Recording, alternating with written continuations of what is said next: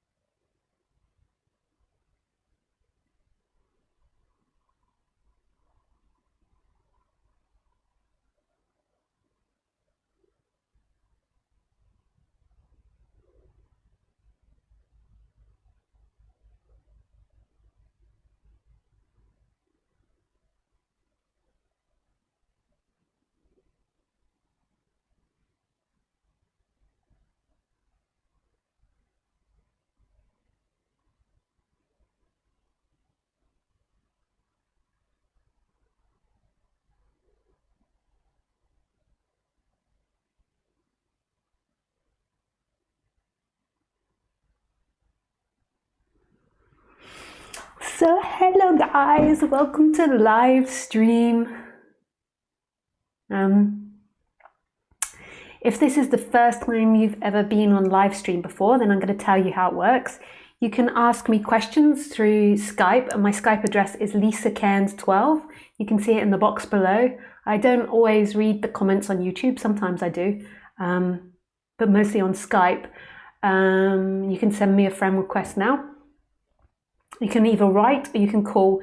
If you do call in, make sure you've got good internet, because otherwise it's not very nice for other listeners. And you've got a quiet room that you're speaking from, so there's not lots of background noise, and that you've got a headset with a microphone to stop there being an echo. That's super important, just to respect other listeners that are listening.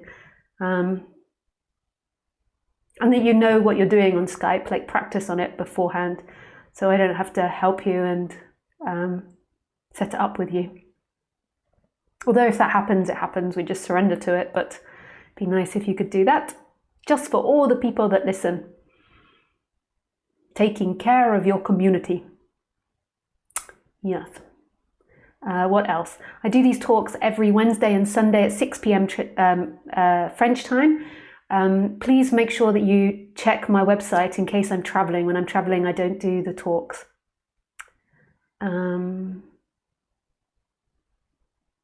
If you want to come on an event, the next event I'm doing is in northern Germany. I'm doing talks in Berlin the last weekend of March. And the weekend before that, I'm doing a talk at a ashram, but that's already sold out, so you can forget about that one. But the talks in Berlin, you can still attend, and you can see it on my website. And what else have we got?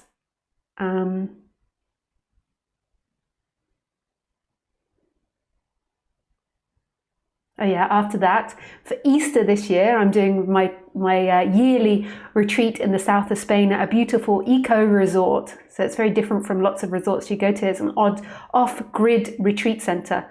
So it's not like using up resources, it's using natural resources. So you'll see when you get there. And it's really beautiful. It's built on the side of a mountain, and it's got beautiful views. You can find that on my website, and that's for Easter, which I think is the end of April or the middle of April. It's like the 18th, I think, of April, and you can still sign up to that. And if you want to sponsor anyone from that, you can also find information about that on my website, which is a really beautiful gift. You don't have to fully sponsor them, like sponsor everything. You can just give them €100 or something towards their retreat. And if you do that, I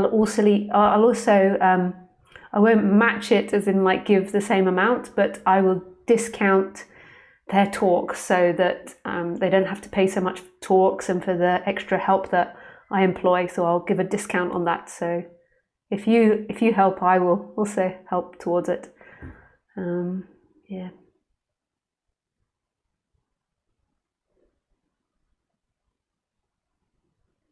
What else? I think, and then also I'm doing a retreat, intensive talks or retreat. It's not a live-in retreat. You organize your own accommodation, which can make it super cheap for you if you live near there or you want to camp or something. But it's like a retreat, but it's open, and it's a spiritual spa, a really beautiful hotel on the Baltic Sea in northern Germany. So you can also sign up for that. I still am putting all the registration on the website, but you'll find that you can see it roughly. You can see the hotel, and that's in August.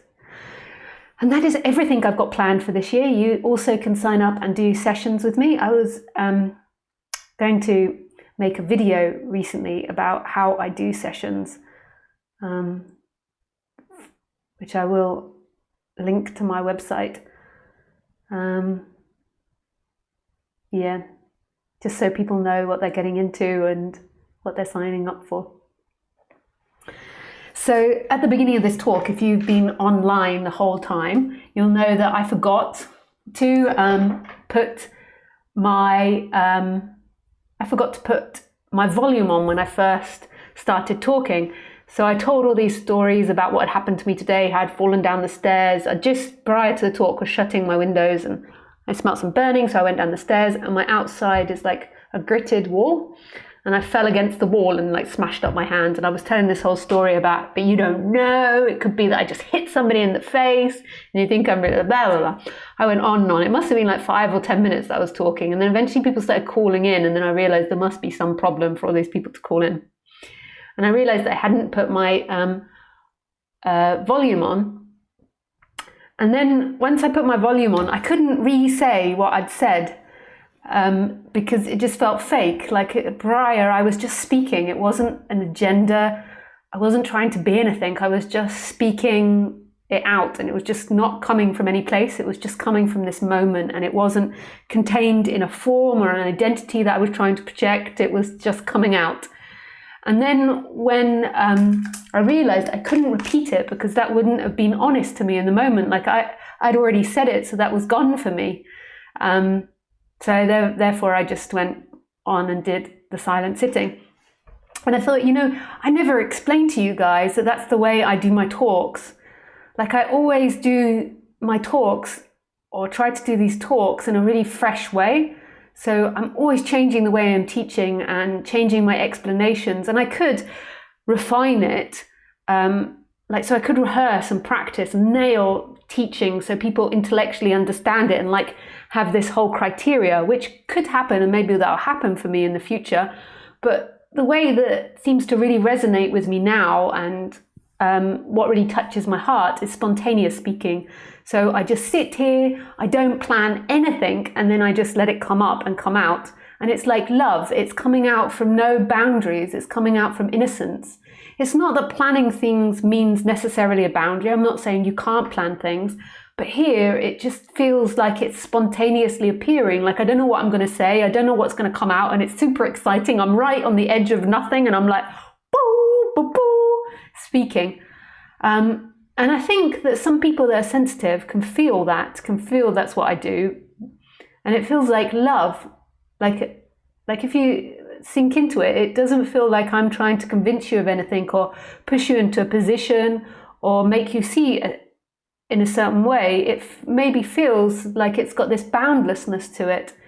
Like I don't really have an agenda. I'm just speaking because of love in this moment. It's not for love in the future, like getting love from you or trying to keep something from the future. It's just right here, just pouring out of a no place of this moment. And this moment is boundlessness. And this is how, to me, liberation or freedom looks on the human level. Is it's not about coming to be something, so being really kind or being really nice or never hitting someone in the face, oof, or hitting the wall. My poor wall is all offended now. It's sitting there like, she hit me. She hit me. I'm a good wall standing here. I'm always keeping her warm and dry, and then she falls down the stairs and hits me. I forgot why I did that. Was there a point? There must have been a point, but I've forgotten what it is. But basically, it's not about being a nice, kind person that acts in a certain way. Like that's an identity. That's a constriction on what you are. It's already like defining this way of being. And to me, what freedom is, and it's just this energy here and this moment that's expressing it like this, is that it comes out of nowhere. It's just coming out without any intention, without any reason or any motive. On the human level, it might seem like it has motive, like I'm sitting here in front of a computer and I'm not talking about how to wipe your bottom after you go to the toilet. I'm talking about non-duality. So on the human level, there might appear to be a motive, but it's all in the moment. It's like got no motive. Like if I had a motive to be a serious non-duality teacher, I certainly wouldn't have talked about wiping your bottom. That really doesn't fit with non-duality. You know, everyone's coming here and they're like, what's the nature of the universe? And then she's on about wiping the bottom. Like I'm just playing like a child, expressing what I love. And it's non-bounded. It's just coming out. And you can feel it if you're really sensitive. And what it will feel like from the other side is it will feel like freedom, because if you're sensitive to it, it's like, I'm not trying to force you into a role of being a follower or being good or being bad. Like, because I've got no roles on myself, I see you exactly the same as role-less. So whatever you are, if you appear angry or happy or sad, there's some type or form of acceptance here of whatever's appearing, like a non-boundedness. And this, to me, is the goal of this subject. The goal of this subject is not arrival. The goal of this subject is what is. What is. Trust me, if I planned this, I wouldn't be such a banana. I would only be 5% banana, but I end up being 94% banana. If there was any planning, I would be more serious and refined. This is obviously a joke. I'm being sarcastic. Sometimes maybe that's not apparent to some people who don't have sarcasm in their culture. I'm sure it's a culture thing. Just let me take a drink a second because I got excited. So that's the main purpose of this talk, actually. The main purpose is that energetic expression of boundlessness and resonating with that boundlessness. After I punch my wall in the face, I have to keep being a bit tea tree all, you know. And it's an energetic sense that you feel. Okay, so how am I going to wrap this up to talking about non-duality and freedom, which I can, believe it or not. I'm not sure how it's going to happen, but I can do it because I can feel it's going to happen. So law of attraction and non-duality. So as you guys might know, I really love the law of attraction, and I see it fitting perfectly with what they would call in Eastern traditions as karma, or rebirth. And I don't think law of attraction is a personal thing. In the West, it's normally taught as a personal thing, like you change your vibration or you change your thoughts and then you can attract things. And this change happens, it's part of listening to this subject and it's part of getting to know this subject. And basically, to me, law of attraction is coming into your natural flow. So right now, I am responding out of nothing. So the Lisa character is responding within the apparent bounds of the Lisa character. Like, I'm not just suddenly speaking Japanese and I'm not suddenly speaking with a really deep voice and I'm speaking English. So I'm speaking within the bounds of the words I know, of this body-mind knowledge. But in the very moment, it's energetically just appearing. It's not coming from an identity that I'm trying to craft or to make. It's just coming out. So it's coming out in the pattern of Lisa, but it's nobody's. Like, there's no Lisa at the center of it, like holding it and saying, this is who I am, and you've all got to buy into who I am. And when people are doing that, you can energetically feel it when they're trying to force you into a role or a position or a way of being. So law of attraction to me is now, like, I'm not following or just take it off of me. Like the person that's free or the energy that's free isn't following an identity. An identity is a contraction, and in a way, an identity, an illusion, a seeking energy is a rejection of what is. So it's always like scared of life and trying to push life away, and it's holding it in a greedy way. So when you're identified, there's always this kind of like self-centeredness about things, that things are for you and you're trying to get things. But when that disappears, it's like things are coming out of this place of love, of freedom. So therefore, what you attract in the external is like love and freedom. Like what you see in the external is love and freedom and beauty. So it's like that's what the law of attraction is. Like, you move out of the way on the seeking level, and then the life manifests in the way that you energetically feel. When you're identified in your seeking, life is also energetically manifesting the way that you feel, dependent on what you're identified with.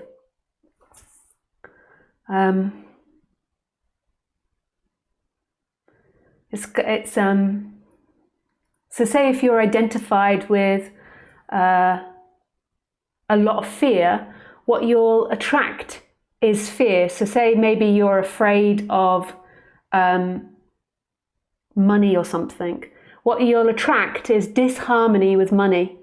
You'll constantly be coming up with disharmony and money.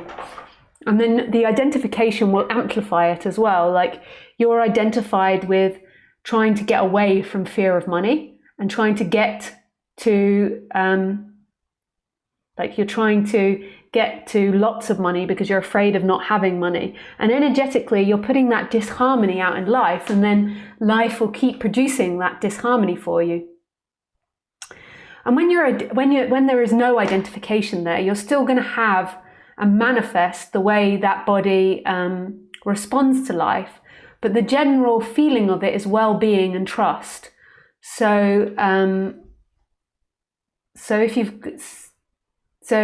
you're more aligned, you're no longer seeking and rejecting, so therefore your personality structure is more balanced. It's still going to have issues and it's still going to come up against things, and it can always expand and improve and grow, but it's not getting so identified with all these illusory thoughts into time, and all these illusory thoughts about how much it hates money, how it's other people's fault, how other people have made this world evil because of money, and politicians suck, and everyone that's rich suck. If you've got all that story going along, you're going to just keep producing that in your life, that complexity and that difficulty.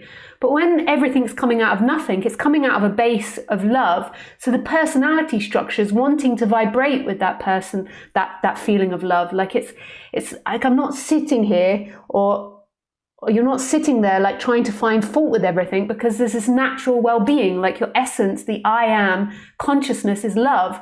So that manifests into the personality structure. The personality structure feels more love, more trust, or more positive emotions. So it has more positive thoughts, so it attracts more positive things.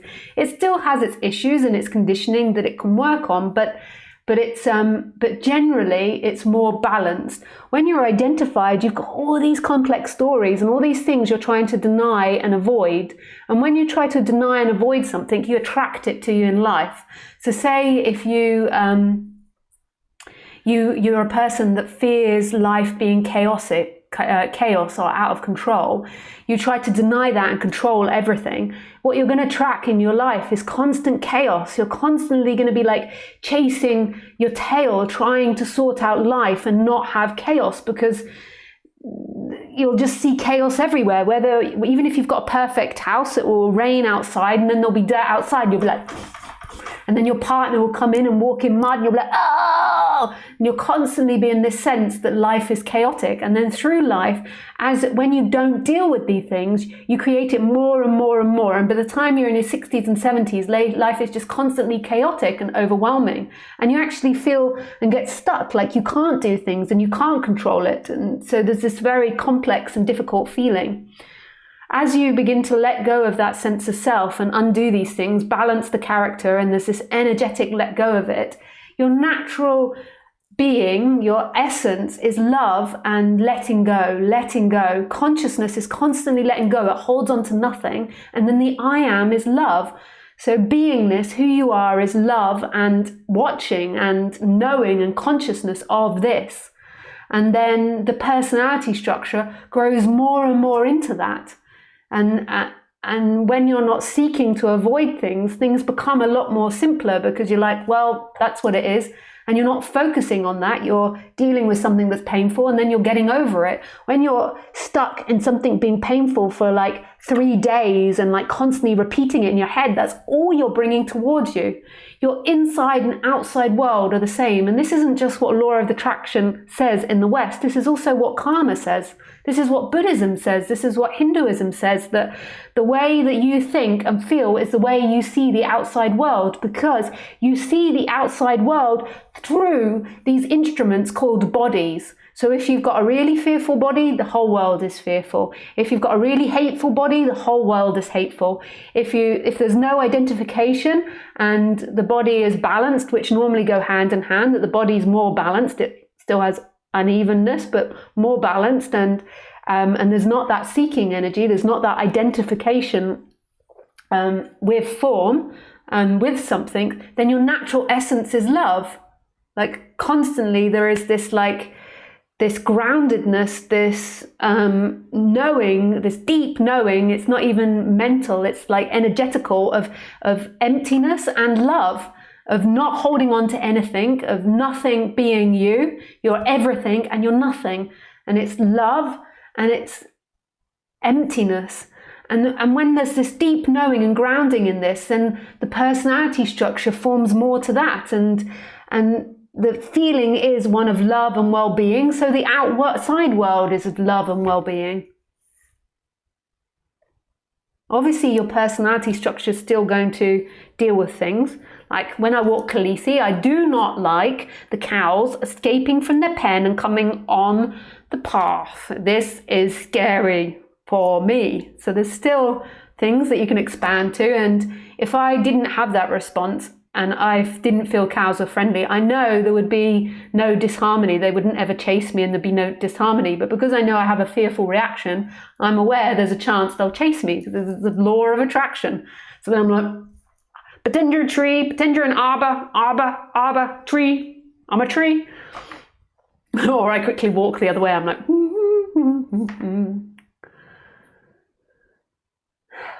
I get so excited sometimes. So excited. Yes, let's make sure that the audio and everything is working. So this is how non-duality and the law of attraction work. It's the natural way of life. But non-duality, separated from law of attraction, isn't complete, and law of attraction separated from non-duality isn't complete, because law of attraction teachings say that you can do it, but that's, you will be in an endless circle of yourself if you don't realize there is no you there, and it's just programming. Like when you believe that you're somebody and that you're creating bad things and life is bad because of you, that's very difficult conditioning to undo. You've got to realize that that's not you, that that's something that's formed in this life. That's a formation appearing, and it's completely not personal. It's nothing. It's so impersonal. So this realization of who you are is absolute freedom, and then that's the place of love. And from that place of love, then it's the seeking reduces, and the personality and the chakras become more balanced, and your internal and external world begin to become one more of love and love, because you're grounded in your essence, which is love. So therefore your chakras are getting more bathed in that. Yes. Oh, your personality structure grows more and more to that. So the longer period of time that there is this deep resting in who you truly are, everything which is nothing, or love, then the personality grows more to that, and more and more and more. Like I know that over the years, like I remember at first after the awakening feeling like my internal world and external world didn't quite match up. And more it's just, they're matching up. Yeah. And I really feel like the external world is meeting my internal reality. And that goes for a lot of things. Like when I first started doing talks, I used to get a lot of abuse from men online, like sexual harassment, stalking, like abuse about my teachings not being good enough, and it was a little bit scary and challenging. And then something happened in me, like a strength grew in me, like the masculine in me grew, and I went through this change. Like my personality was more open to it, and as this more masculine energy, this more strong energy came up in me, it just began to stop. Online, I still get it every so often, and I see it as like a free gift to remember my own safety and my own truth. Like it's a little intense exposing yourself like you do on the internet. Yeah.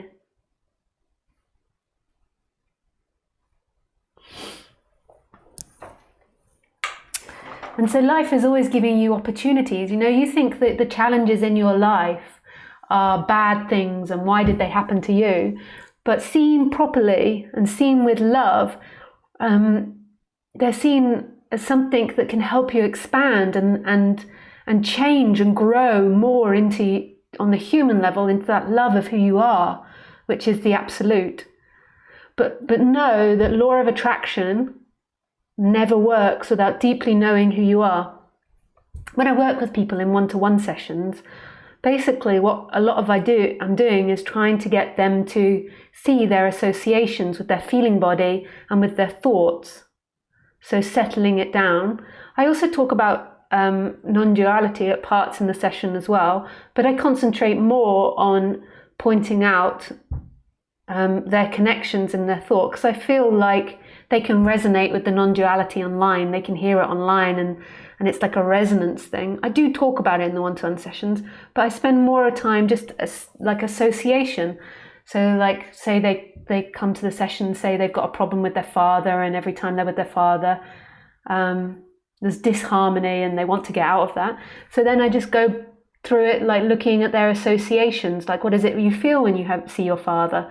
How is the way he speaks to you? How is the way you reply? And what was it like when you were children? What's it like with boyfriends? What do you think the father's taking from you or giving to you? Like your associations. And I truly believe that as you change your associations, the outside world will change. Like big time. Big time. But again, that change has to be with non-duality, because in order to be truly free, you have to know that freedom is never getting to the end of your conditioning. That's like an endless cycle that you can endlessly grow and expand.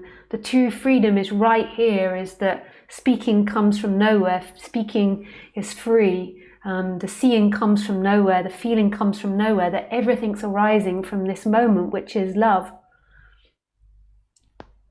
And I say these things and you resonate with what I say, and that's that resonance. And even if I'm talking about law of attraction or problems or something else, you're resonating with that freedom, that you aren't something bound, and that I'm not something bound. There's nothing that's bound here.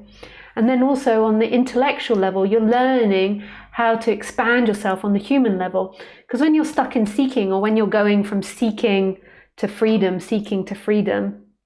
the reason that the seeking carries on, or the identification carries on, is because you still feel that you're going to find freedom in time. So you still feel that there's something that you're going to do that's going to lead you to freedom in time. And that's why I have to keep undoing those things with you, because that's a lie. And it might be really deeply unconscious in you, like you're still looking for parental love. Like sometimes people come to non-duality teachers because they resonate with it, but because also they're looking for unconditioned love in a human, and they're like, aha, I found somebody enlightened, they're going to unconditionally love me. On the absolute level they do, but on the human level it's relative, it's conditioned for everybody. And that's like, you can go to a teacher, but you know, maybe they prefer somebody else, they prefer spending their time with someone else, so it's conditioned on the apparent human level. But on the absolute level, they love you unconditionally. I love this subject. I feel I'd like to do a Khaleesi dance now with you, but Khaleesi is not here. She is in the garden. I left her eating a chicken leg. The leg of a chicken, a big chicken leg. I've tried to talk to her about becoming a vegetarian, and she says that she'll give it a go later in the year, but she's been saying that for 6 years, so, you know, we're still at a bit of a sticking place. Keep trying to, you know, talk to her positively, but maybe it's me I have to work on. I have to start desiring a dog that's a vegetarian. It's me! Okay. So this is the bit that most people prefer when they're listening to you live, is asking questions. So you are now very welcome to ask questions. So just in case you've only just logged in, the way that you ask questions is through Skype. And my Skype is Lisa Cairns 12. You can find it in the bottom, and you can either call in or you can send me a message and I will read it out. Remember, if you call in, quiet room, good internet, headset. Thank you. Hi, Erica. Hi, Mauricio. Hello, Mauricio. Greetings from Brazil. Greetings from France.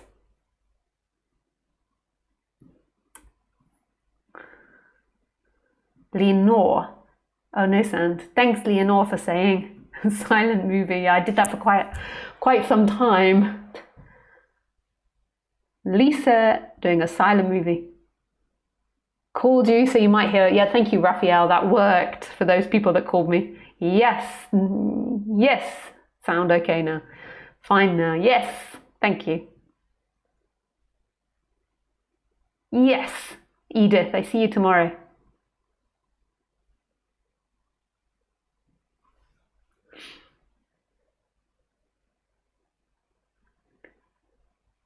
I like when you talk to your dogs and talk about poo and make funny voices. Ah, JJ Wolf. You like these things, do you? You like poop and dogs and voices.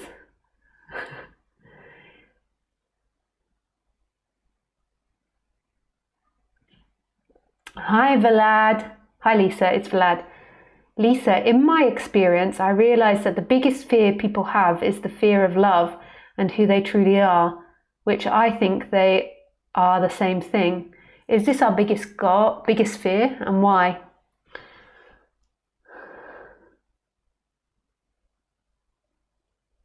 I think on the human level, it is our biggest fear, but not personal love, the absolute love, because right here, right now, you disappear.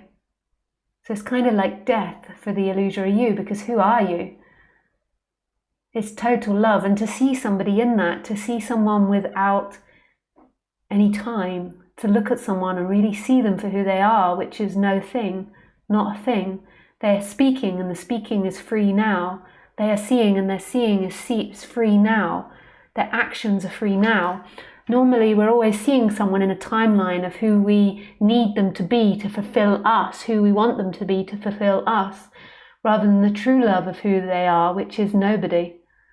So I think that, yeah, fear of love is our biggest fear because we disappear in it. Who are you now? Isn't that wonderful? It's so vulnerable and intimate. It really is.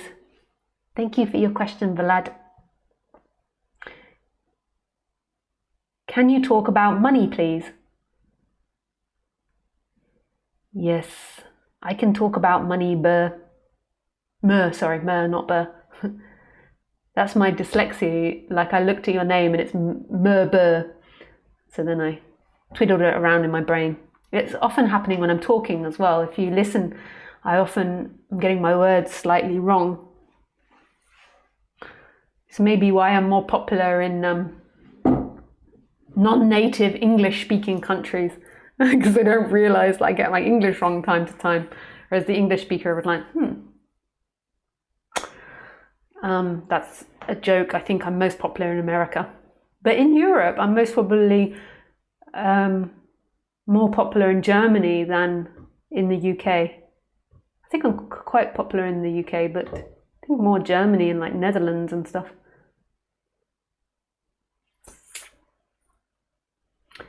Okay, can I talk about money? Yes. In what regard would you like to talk about money? Are you afraid of money, Merba?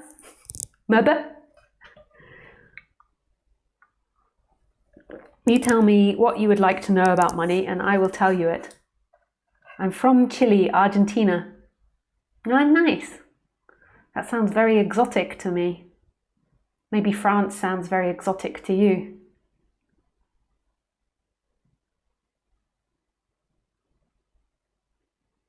You are looking great, Lisa. Greetings from the country of Georgia. Greetings, Pash. Yes, I'm afraid of money. Yeah, I can imagine Chile has a collective fear of money as well. I don't know so much about Chile politics, but I think that you don't have such a stable economy as Europe, America, Canada, Australia, and some of the other countries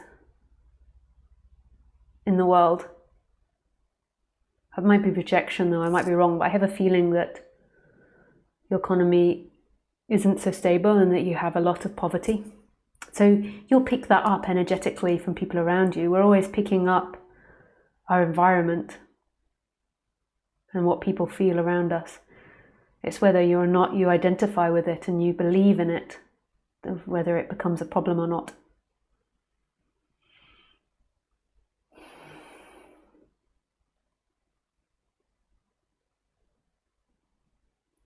So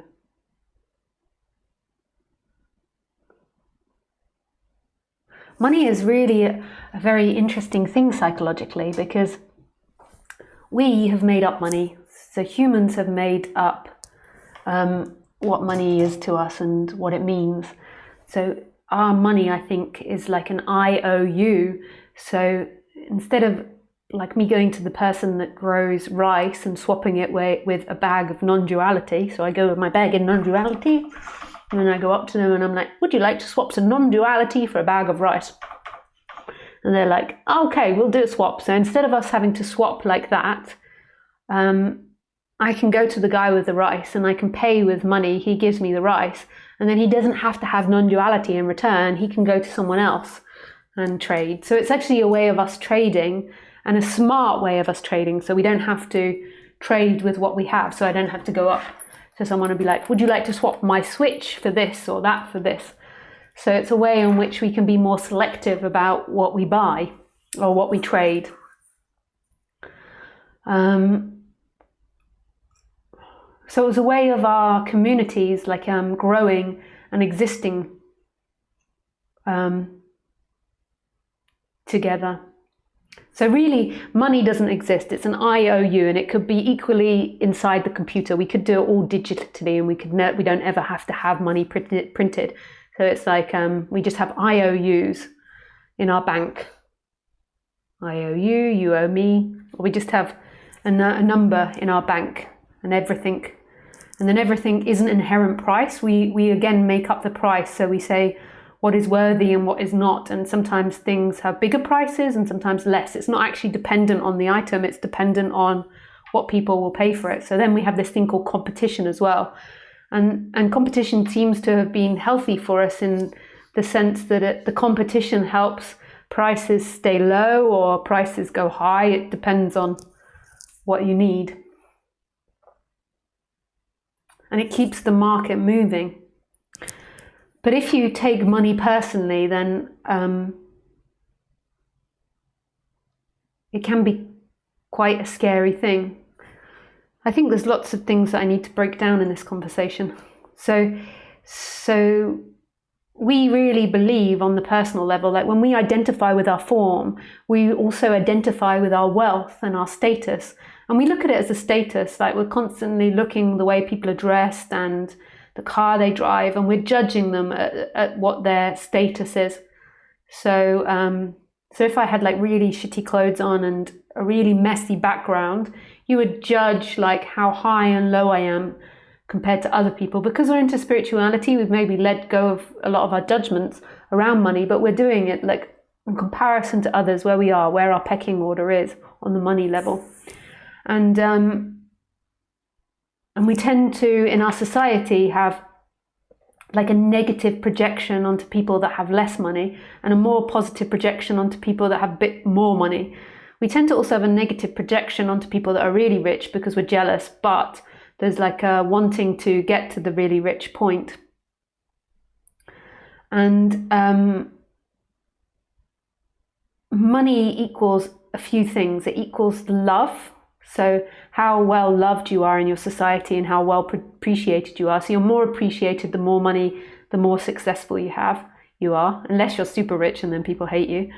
And you're less loved for being poorer, and people can often have quite a negative attitude towards poverty because they feel guilty, and then it makes them dislike the person and not want to see the person. So often if people are in poverty, we want to close it out of our mind because we don't want to have to deal with it or feel guilty or give away any of our money to that person. So we have this sense of love, like it's our position, how much people love us or how little people love us. And we sometimes grow up in our societies believing that if we become rich, we will be really appreciated and respected by people, that we can walk into a restaurant and instantly get a table, or we can go in and buy a fancy car and people will respect us more. So it's got that side to it. And then it's also got this fearful side that if we screw up or we lose on money, then we'll end up on the streets and we'll end up dying and lots of bad things will happen to us. So we've got these two different dynamics, a sense of worth, like your self-worth, and then also this fear that if we mess up with money, we're going to end up starving and on the streets.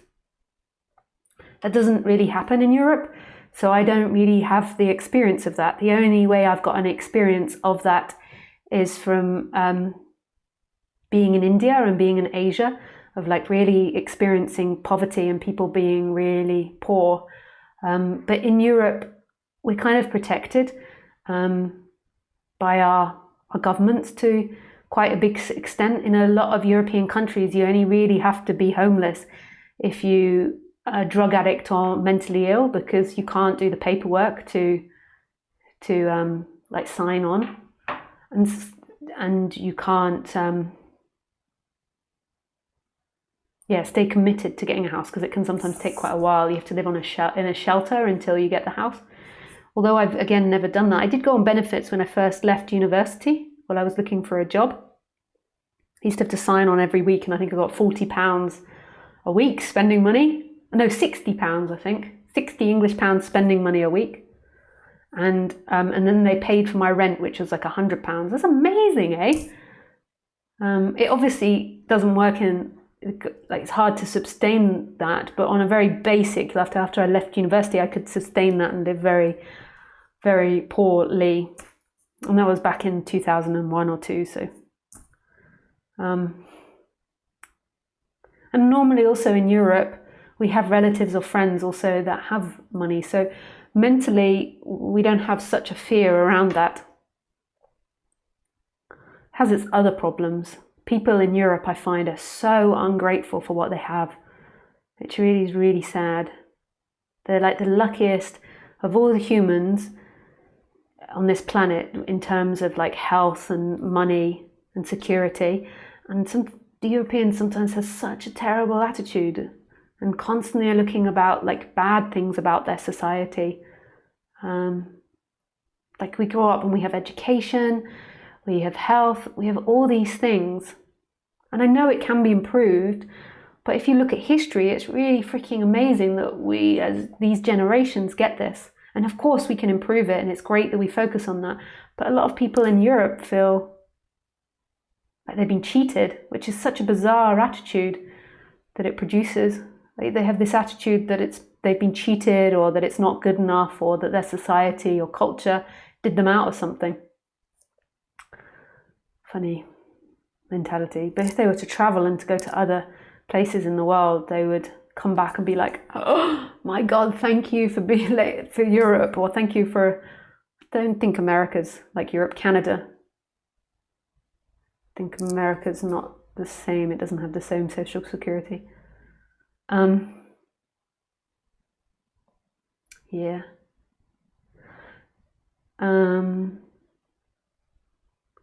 So it's a different consciousness. So people, I think in Europe, what we deal with as a collective consciousness is over-entitlement.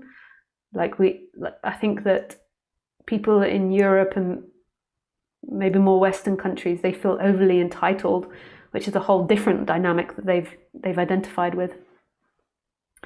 But they do have a fear of money as well, a big fear of money.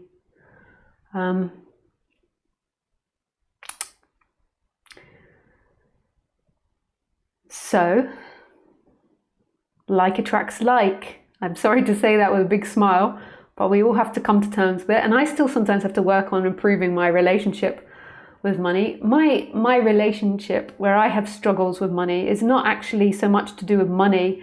Mine is to do with authority figure. I was told off a lot when I was in school because of my dyslexia.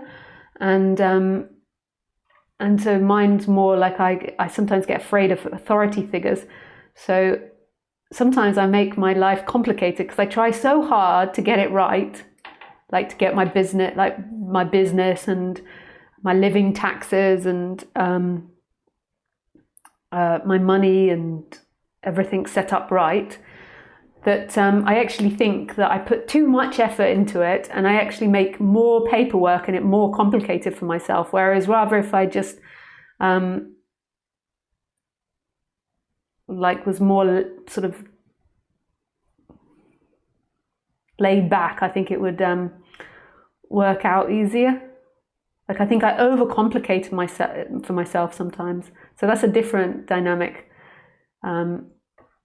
with money, because I don't want the teacher coming and being like, you did it wrong, pas bien, Lisa, pas bien.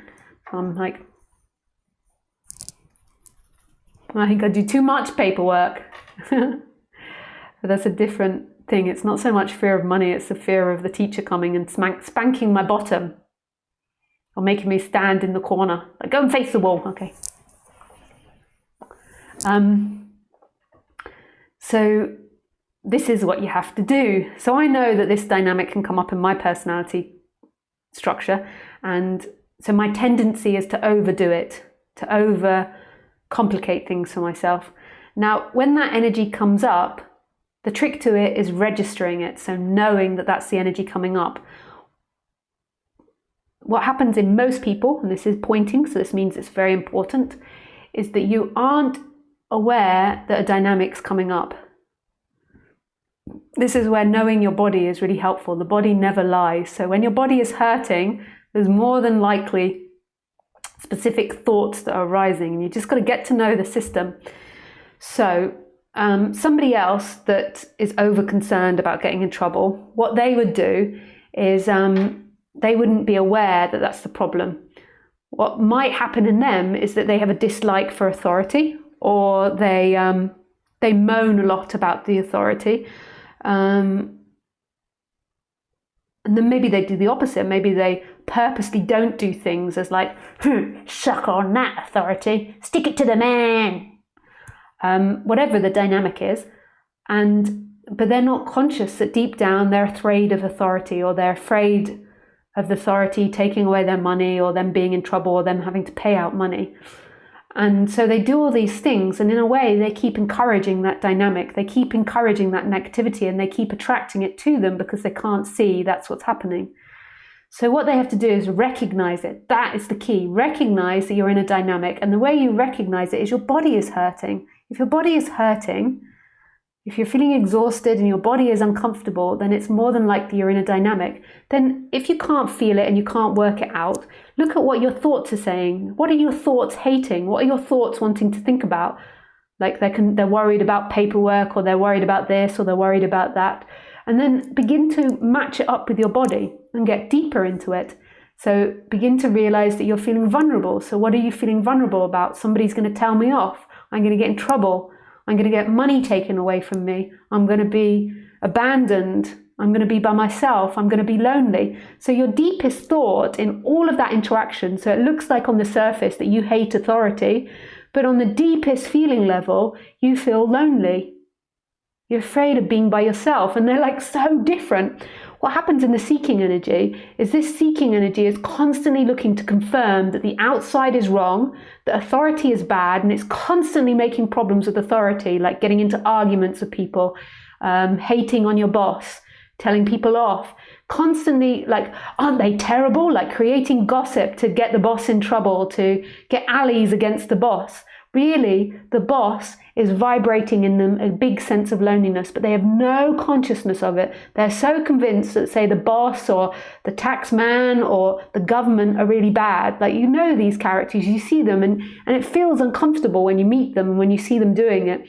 And you most probably are guilty your own particular stories, you know, and you're not conscious that deep down underneath all of that, I feel lonely. So once you've got down to I feel lonely, you recognize where it is, and loneliness is most probably the heart. So you thought it was about money and you got down to it, and it's that you feel lonely. So when you're beginning to feel panic about money, or panic about authority, or annoyance about your boss, or fear the boss is going to fire you, or how much you hate the boss, you just go, okay, I'm feeling lonely now. And you go into the basic feeling. So you've got all these hateful thoughts about the boss. And then you go into the feeling of, I feel lonely.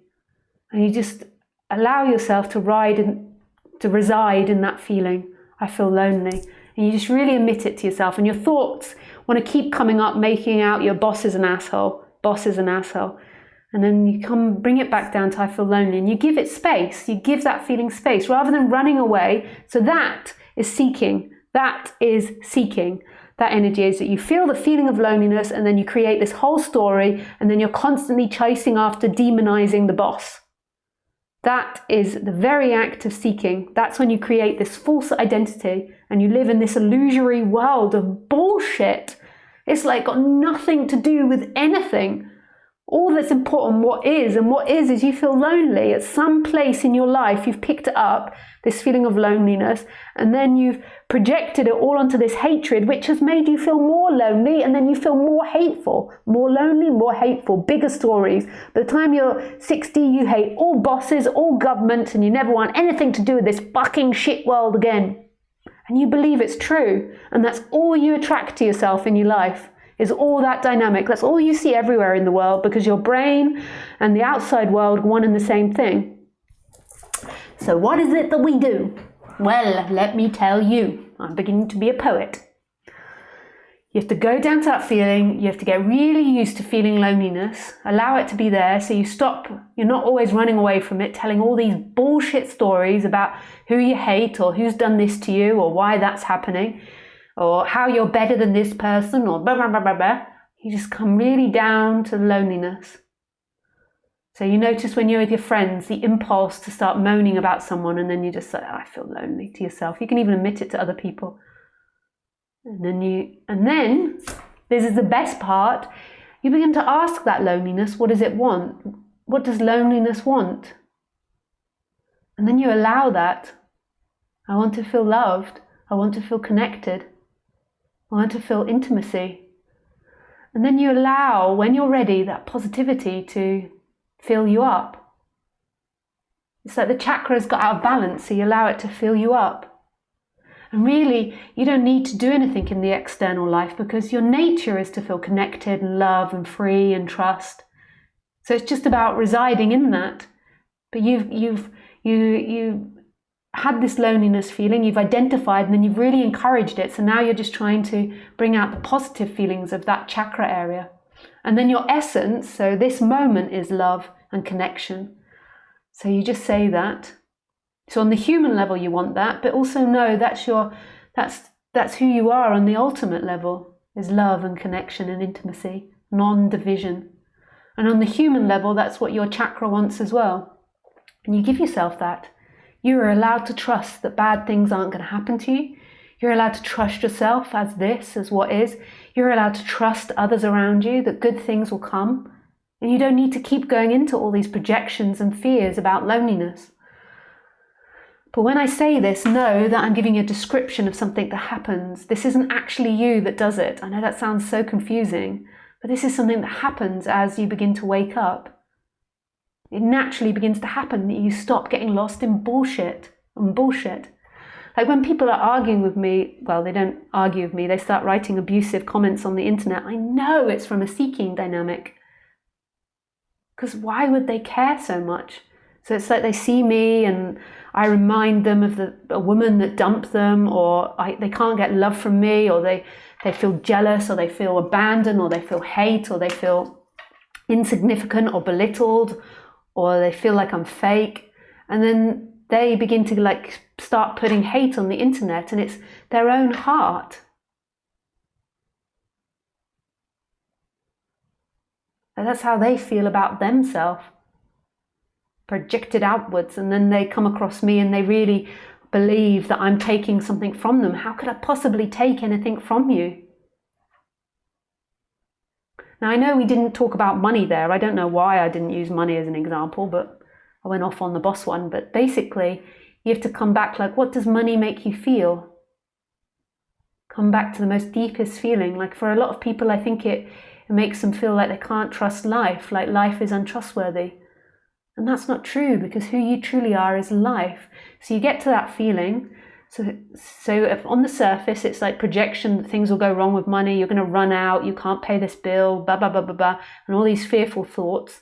And you realize that that's not here now. All of those thoughts have got nothing to do with what is. You don't have to be living in these mental agonies. So you come down to what's the actual basic feeling I'm feeling in my body right now, not in time, right now. And in the body, you feel vulnerable, like you can't trust. And that's the chakra out of balance, because you've been telling these negative stories, so it's got stuck in out of balance. Sometimes it's appropriate that not trusting someone comes up, but your natural way of being is in more balanced emotions of feeling like you can trust, because that's your essence. Your essence is trust. Your essence is everything.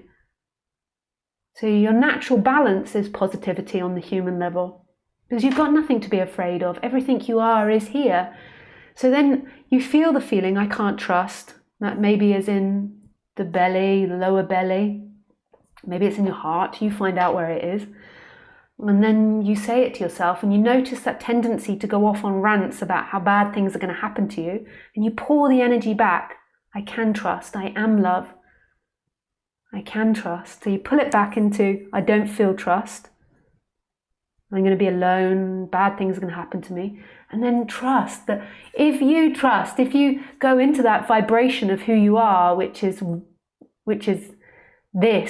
love, and then on the chakra level, you line up with that, and you realize that if your chakra is in the positive vibration of trust, then you can trust. Good things will happen. That you give it to God. Like if you want the money to come, and if you want it to all work out, it will. As long as you allow that. If you are fearing it, that bad things are going to happen, then that's what's going to keep manifesting. And you have to truly, truly believe this, like see it, like really see it. It's not believe it like you impose it on yourself. It's like know it to be true, that like attracts like. Karma in the East, they call it.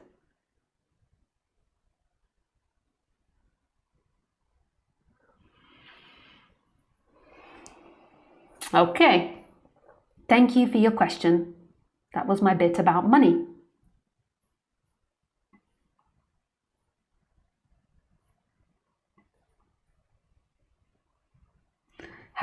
I second the money question. How can become rich? How can I become rich? Well, I just answered that. It's just on the vibration level. So you come back, you see what's blocking you. So you see that negative thought that's coming up. You come and you feel it. Like I can't become rich. Rich money will never come to me. And then you trust that who you are is love. The bad things aren't going to happen to you. So you say, I want love, I want protection, I want money. And you know that if your energy feels that, that's what will happen. You are the one that stands in the way between you and money. The illusory you, all your ideas and your blockages about money. Like we have so many blockages on life and on what's happening. Like I can't become rich. Money's bad. Money will never come to me. I'm not good enough. I'm not worthy. Like when you go into it, it has a basic feeling at the bottom, like a feeling that bad things will happen to you. You can't trust life. But there'll be all these layers like I can't become rich. I never get what I want. Money never comes my way. Other people are always rich and not me. And this is all bullshit in time. This is all your waking dream. And then right here, right now, you feel this vulnerability and like you can't trust life, maybe. And then you realize that you can, that your essence is love. Your essence is this emptiness and fullness, this nothingness and everythingness. Hi Vlad, Lisa, most of my time is spent in silence in my home, rarely with things happening. If you look from a distance, it seems that nothing is happening in my life, like everything is blocked. But there is a silent flow, and other people believe I do nothing. I am lazy and things like this, but I feel very good. I like it like this. Isn't this a good sign, like I'm doing my work and life just becoming peaceful? Sure, but that's not something for me to validate, like that's your own knowing. That's in you.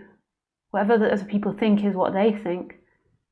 I know that when my childhood friends came here, a few of them where I live quite a remote place, they were like, that is their judgment. So you don't need to ask me. So there must be still some doubt in you because you're asking me. If you just know, you know. Hi, Roman. Hi, Roman. Hello. Hi, Lisa. Thank you for your talks. I enjoy very much your passion on speaking about non-duality. My question, if there is only consciousness, the separate self must be a creation from consciousness. Suffering must be a creation from consciousness. Identification with the body-mind is made of consciousness.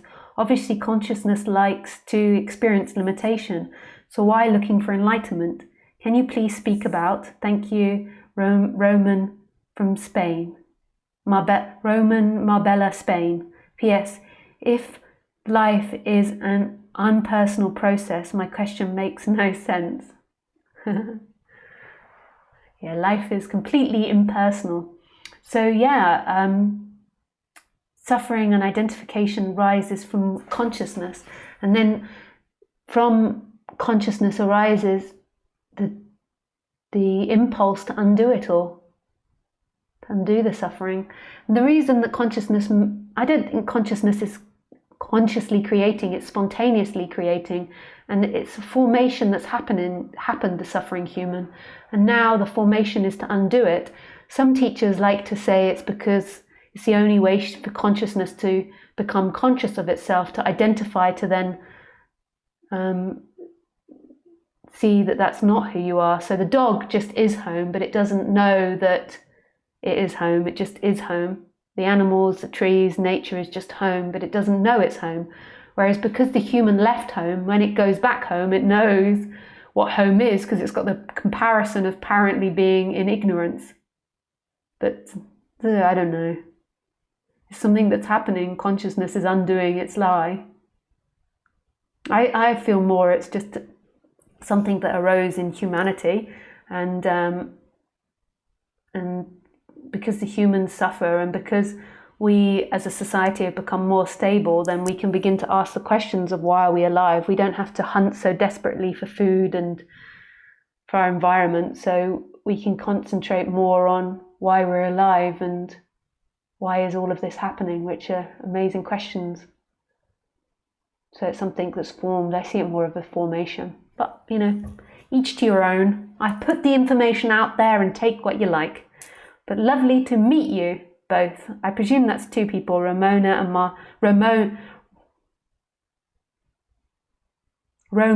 Marbella. Very nice to meet you both. I do a retreat twice the year in Spain. I'm very close to Spain. I'm in the south of France. I like it. I love the Spanish culture and driving. I drive through Spain right to the south of Spain, and I very much enjoy it. Yeah, it's a very beautiful country. We are very lucky. Hi Lisa, greeting and love from Hungary. Hello Hungary. Hungary is a very beautiful country as well. I've been to Hungary, and I've been to the Roman baths, I think in Budapest. It's famous for some spas, some outside spas. I forget though, that was quite a while ago. Hiya Dink. Does the law of attraction also work when we were born in a certain family conditioning? Did we attract bad parents because we were bad prior to being born? No, there is no bad thing. Bad things are things that help us grow. That's a very narrow way of thinking, that there are bad things and that in past lives you did bad things and that's why bad things happen. That's like the really simplistic understanding of karma that isn't true, that no Buddhist teachers or Hindu teachers teach. It's just a bad, poor, limited explanation of it. You don't have bad parents. You have the perfect parents to help you grow and to see through the illusion. Difficult situations what makes us grow and expand. It's just dependent on the way that you look at it. If you look at them as bad and dark and all these things, then you'll never grow. You'll never open. If you see that it was all pointing out your own mental limitations and illusions and daydreams, and that who you are is beyond that, then that will lead to truth. Freedom doesn't come from a circumstance. Freedom is your nature. It's always here and it's always available. It's here. Why it doesn't seem like it's here is because you've built up this mental reality that you live in, of bad parents that have done bad things to you, and now you're bad and you've got bad karma. That's all mental. Right now, you most probably feel vulnerable and you feel afraid of what I've said. And so you're living in this mental made-up concept of yourself rather than what you truly are, which is this moment, and that you feel incredibly vulnerable and scared. So just admit it. Like the mind is like, no, no, no, bad parents, no, bad parents. And then here we are. I feel afraid. I feel scared. I feel vulnerable. I don't know what's going to happen. Just let that be there. Just feeling scared and vulnerable and pain. Just let it be there. Welcome it in. Like, hello, welcome. Would you like a cup of tea? I have soya milk or rice milk. Or you can have it black. The English people like it with milk. You just invite it in for a cup of tea. There it is. I feel vulnerable. I feel afraid. I don't know what to do. Just welcome it in. Just here, rather than going into your mental story, right here, right now, right here, right now, rather than your mental story. Just coming back to it. The most vulnerable feeling there is in the body. So going down into your body rather than your story. But you don't understand, Lisa. Just come back down to the feeling, the vulnerable feeling. So you feel vulnerable. You feel afraid. So now just begin to know that you're safe and that you're loved, and just allow that in. I'm safe and I'm loved.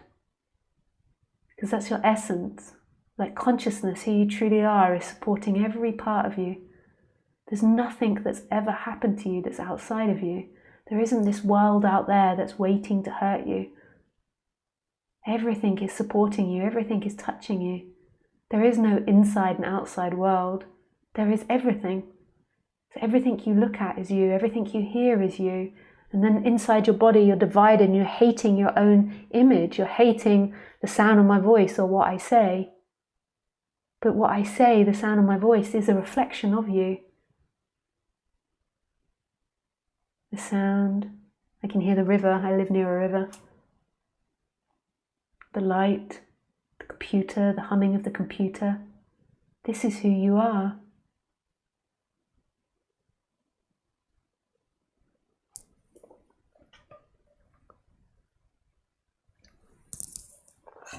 And then in this moment, let in the darkness, the dark feelings. Just allow them to be here in consciousness in this moment rather than in time and in your illusory thoughts about them. So thoughts keep wanting to take you on a journey and just coming back to what's actually here. I feel vulnerable, I feel afraid, I feel alone. Just feel it in your system. And then know that all of that is in love. So what you want in those feelings of being lonely is you want wholeness. You want to feel supported, and you are that. You can trust it. You say it and you give it to God.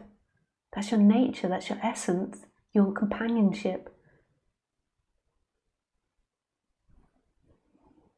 Thank you for your question, Nadik. Hi, Bia. Hi, Matisse. Hi, Lisa. The question of money is a good one, for everybody. I've been facing some trouble of my face skin because of anxiety these last months, and I sometimes think about doing the things I love and stop that job which is about money. I don't know from where comes that skin trouble. It's kind of eczema. but I think there is a link with money. Well, you answered my question. Yeah, you have to feel into it. And the thing is like if you just quit your job without changing your vibration, it won't work. You have to change your vibration first and then change the job. If you quit the job and you still got fear of money, you'll just go again towards fear of money. So it's vibration first and then action. Not action and then vibration. Vibration. Although action can change vibration, but it's vibration first. And remember, your true vibration on the absolute level is love, well-being, and then it looks through this instrument and the instrument becomes more and more in tune with that. So the chakras become more at balance and more in their positive. Or just at rest, which is love and well-being. Thank you. Hi, Leave. Thank you, Lisa. Everything you talk about, I slowly start to experience. I also think you cannot force things. One has to be ready or a lot of self-observation helps and patience. Yes. And everyone's always rushing, like trying to push it. It just takes time. Even though on the absolute level, it's just here and it's just happening now. On the apparent story level, it's time. We're always like pinning to these stories together and we're like, yeah, but I've been doing it for years. And I never got anywhere, but that's got nothing to do with now. You're just feeling vulnerable now. You're feeling afraid of time now. So it's like coming back to what you are now and being honest. And then in that honesty, once you've admitted it and felt it, and you're not afraid of your own shadow, so you're not afraid of pain. So once you've welcomed in the pain, then you can let the positive come. Like, what is it I want? I want wellness. I want positivity. I want money. I am rich. You are rich. Like all of us are rich right here. It's not about your bank. It's not about your imagination. We're rich in this. You just totally believe that. Like, I know I'm rich. I know I'm absolutely stinking rich. I'm absolutely stinking rich. I don't mean on the amount in my bank. I think that I'm like middle class in terms of society. I mean its own. But in my heart, I'm absolutely stinking rich. And that doesn't mean like comparison, because that could sound like it. It just means that I love money. Like I love my relationship to it and I just don't feel poor. It's not even that I feel rich. It's just like I love it. I love everything. Just love it. And richness feels really beautiful. It doesn't even matter what you are or what you aren't. Your richness, your source, everything is here. It's just about love right here. And then you can be anything you want you to be here. Anything. You can dream anything you want. Just here from love. And as soon as you put it out in that positive vibration, it comes, because that positive vibration is the strength of this world. The inside and the outside world are the same thing. Life isn't happening to you. You are life. So if you're dreaming in life that you're always going to be poor and bad things are going to happen to you, then that's what your experience is going to be. As soon as you begin to feel rich and like goodness happens, which is like a really gentle glow of love, then that's what will happen. It's right here though. It's right now, right here, right now. Like you are love. The I am is this vibrant love. It's like yes, it's like a big fat yes to life, to anything. Are you rich? Yes. Are you beautiful? Yes. Are you wonderful? Yes. Are you free? Yes. Do you love life? Yes. Are you in beauty? Yes. A good thing is going to happen? Yes. That's your essence. It's like Khaleesi. Like I open the door and she's like, yes. I close the door, she's like, yes. I open the door, she's like, yes. I go down the stairs, she's like, yes. I fall in the wall, she's like, yeah. Because that's our essence. Our essence is love. This, like, here we are. It's non-boundedness. It's that childlike wonder. Like, we aren't bound here. We are everything. Everything. The darkness, the staying in pain, is because you identify with thoughts and you begin to believe they're true, that you're going to be poor, that bad things will happen to you, that nothing good happens to you. that people are going to be rude to you, that people are going to be shit, that people are going to take from you, and then your life gets formed in it. You keep believing these things, and then you begin to like form all these defenses, like people are assholes, everyone in this society, and then politics, and you read the news, and you're like, yeah, see everybody. And this is it here.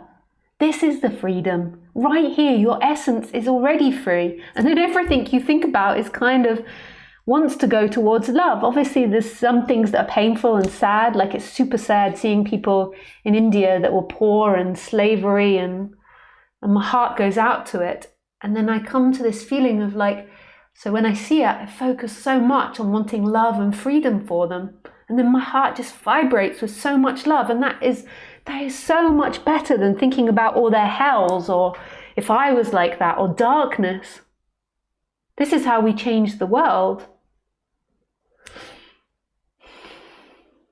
Collective dream of one. I hope that's understandable, but if it's not, don't worry about it. Just get on board the like positive love train that I'm like singing. Like, boop, boop, boop, boop, boop, boop, boop. Like if I start saying really negative things, then it'll be like sometimes when people call in, I notice the views. Like on my editor, you can see views sometimes, depending on the screen I'm looking on. And I can see views like begin to disappear when people are negative because they can't handle it. They don't know how to handle it. And they're like, run. And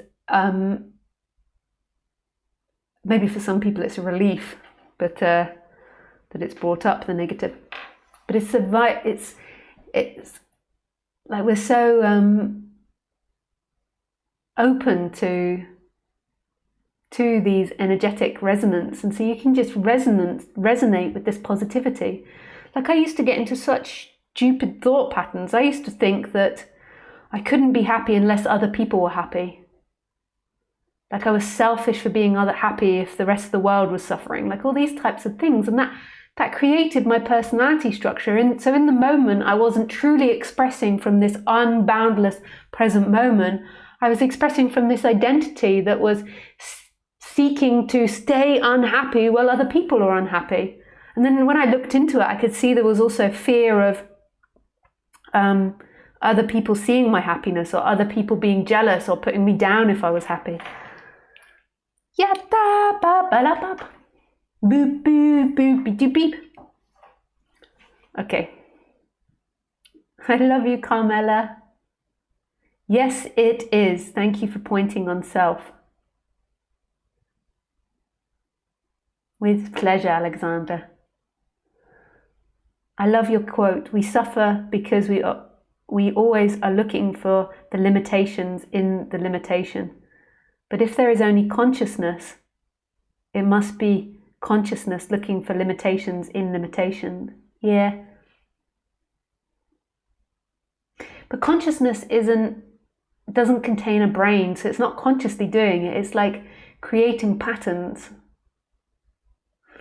I remember this really amazing quote from Alan Watts. So this is a Lisa take on an Alan Watts quote. So it might not exactly be Alan Watts anymore because I got a funky imagination, so I might have changed it a bit. But it was something like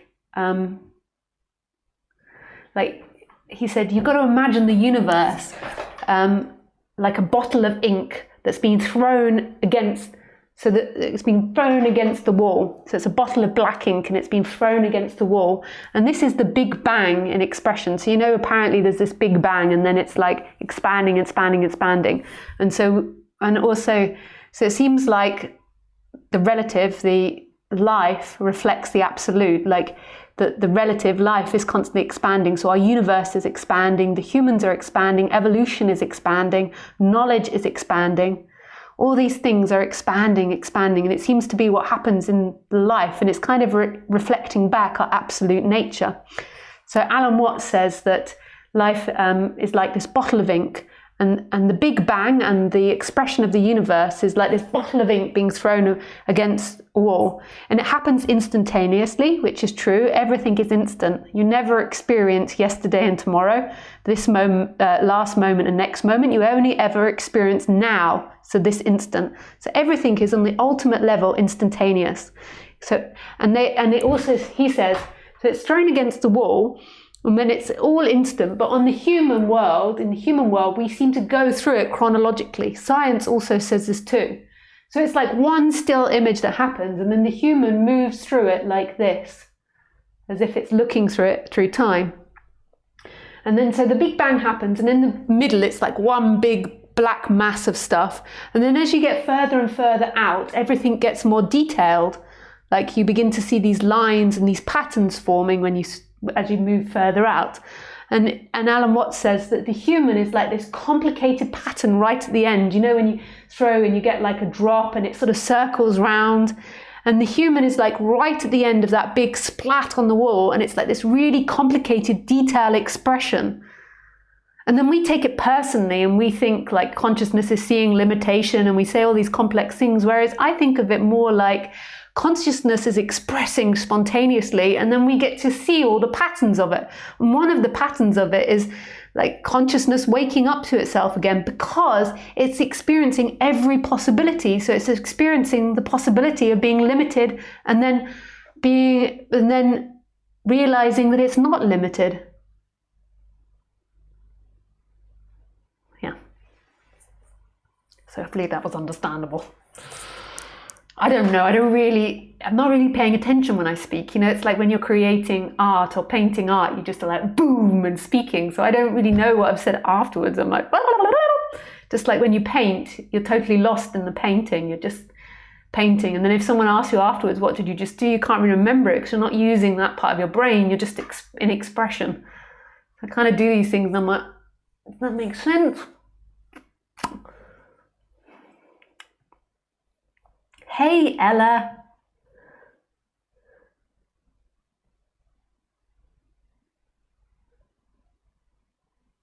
I appreciate your integrity and the way you deliver this message, Lisa. You spoke a while ago about boundaries and how people can project onto you some ideas of awakening and then become abusive. It was helpful and brilliant. Thank you. Oh, with pleasure, Ella.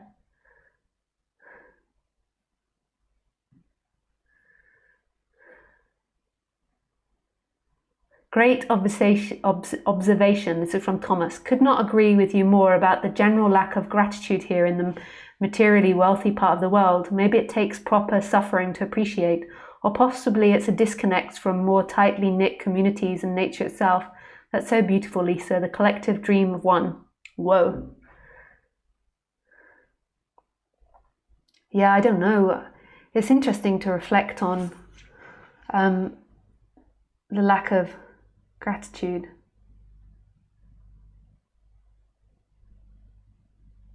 I think it's mentalities that are passed on, and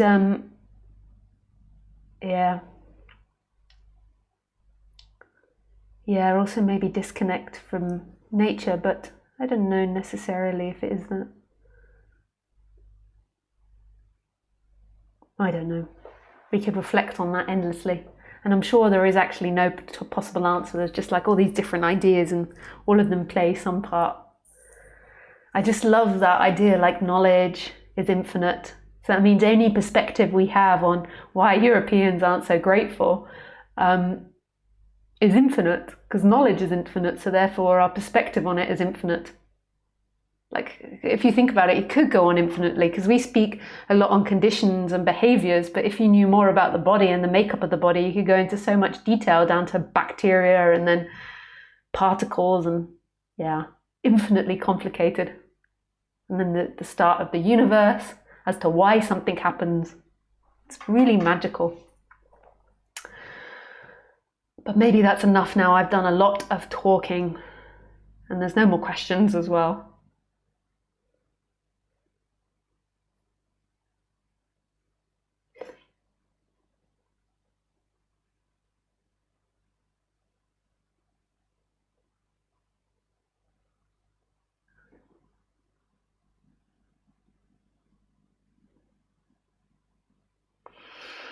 Yes. Okay, so that's enough for this week. I go and I have my dinner now, which I greatly look forward to. I like my food. I'm not sure what I shall eat tonight.